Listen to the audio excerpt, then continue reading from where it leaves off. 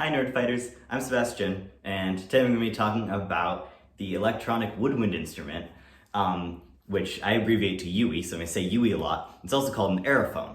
So, funky instrument. Ready? Okay. So, there are two major manufacturers of UEs, Roland and Akai. I have an Akai 5000, which is this model in case you're looking at them, and I'll put some links somewhere of if you want to look at some more. So, the basis of the Electronic Woodwind Instrument is that it has fingerings like a woodwind. So I use oboe fingerings because oboe was my first instrument. My primary instrument is bassoon.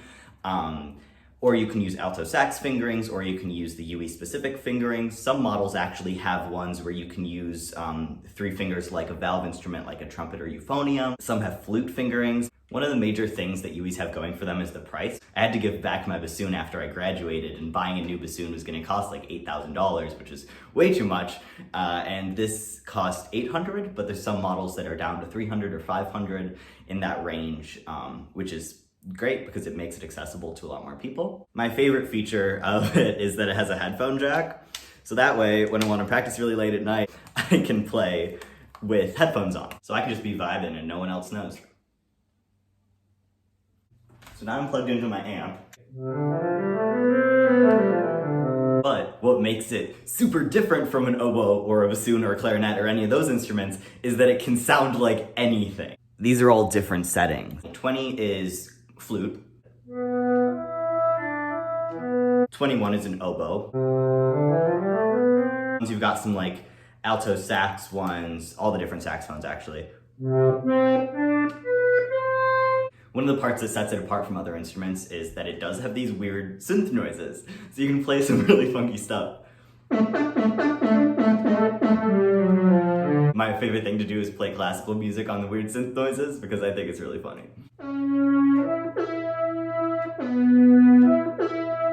And one of the things similar to having all the different sound packs that makes it so versatile is the fact that it can transpose to any key. I was trying to play French horn music on oboe because French horn is written in the key of F. That would be really difficult. But this instrument can actually transpose for you. So you can kind of click up with the buttons, D flat, D, E flat. So I could play French horn music in the key of F. I could play sax music in the keys of B flat or E flat, in addition to being able to play concert pitch music for oboe or bassoon or something like that.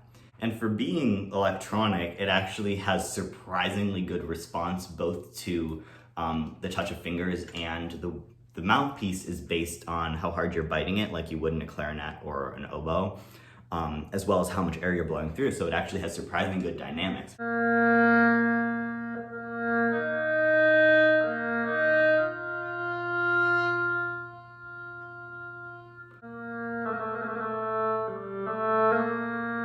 I think also UEs could have a lot of potential in music education because they're so much cheaper than like even a beginner saxophone or flute. Also, kids would be able to choose whatever sound they want to play, which makes it a lot more fun to practice in my experience because you're like, oh, I'm gonna play this piece using the oboe, and now I'm gonna play the piece using a weird synth, and it's a completely different experience even though you're still learning those same fingerings. Also, they can be using oboe or alto sax fingerings, so the switch over from UE to sax or oboe or flute or trumpet can be so easy. And it would also be easy for music teachers to use because if they're teaching someone on French horn, great, I switch to the French horn sound and transpose it down to F, and then I'm playing exactly what it should be sounding like when the student's playing it. Anyway, I hope I got you excited about this really cool instrument. And as they say, T.